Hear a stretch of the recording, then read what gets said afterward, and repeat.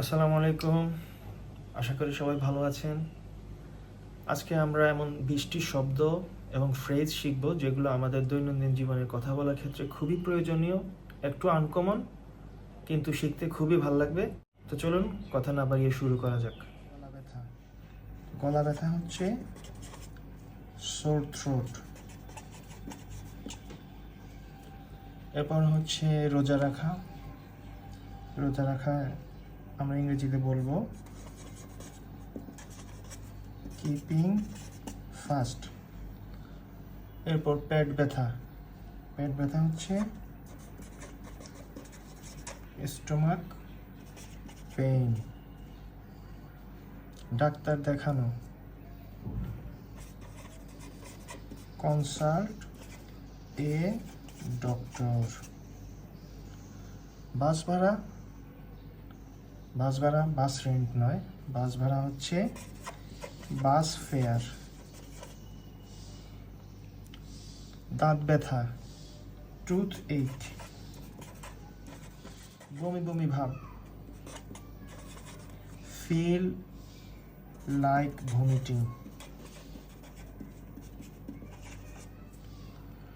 চোখ ওঠা, pink I.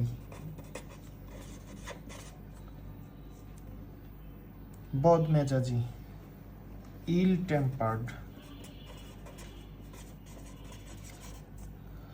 তারপরে শব্দ হচ্ছে খামখেয়ালি ভাবে, অর্থাৎ কোনো কিছু চিন্তা ভাবনা না করে, যেটাকে আমরা ইংরেজিতে বলবো হুইমসিক্যালি। মাথা ঘোরা বা মাথা ঘোরানো, আই ফিল ডিজি। পরের শব্দ হচ্ছে রাত জাগা,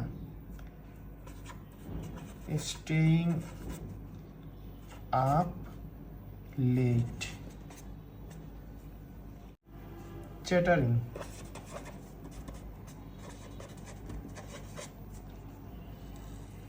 হাতাহাতি করা, স্কাফলিং। মৃত্যুর পর পুনরুত্থান, আমরা এটাকে বলতে পারি রিসারেকশন, বা সহজে যদি বলতে চাই বা একটু ভিন্ন, সেটা হচ্ছে আফটার লাইফ, বা হচ্ছে কট এ কোল্ড। ঠান্ডা লেগেছে, হচ্ছে কোল্ড। সহানুভূতি, কম্পেশন। কৃতজ্ঞতা, গ্র্যাটিটিউড। পরিশ্রমী, ডিলিজেন্ট। অনিচ্ছুক, কোনো কিছু চাচ্ছে না, কোনো কিছু করার জন্য অনীহা, সেটাকে আমরা বলবো রিলাক্ট্যান্ট। তো বন্ধুরা, আজকে এই 10টি মোট 20টি শব্দ আমরা এখানে দেখলাম, যেগুলো হচ্ছে খুবই প্রয়োজনীয় কিন্তু একটু ব্যতিক্রম ইংরেজি স্বাভাবিক ওয়ার্ড টু ওয়ার্ড মিনিং থেকে। এগুলোকে আমরা ফ্রেজ এবং ওয়ার্ড আকারে দেখলাম।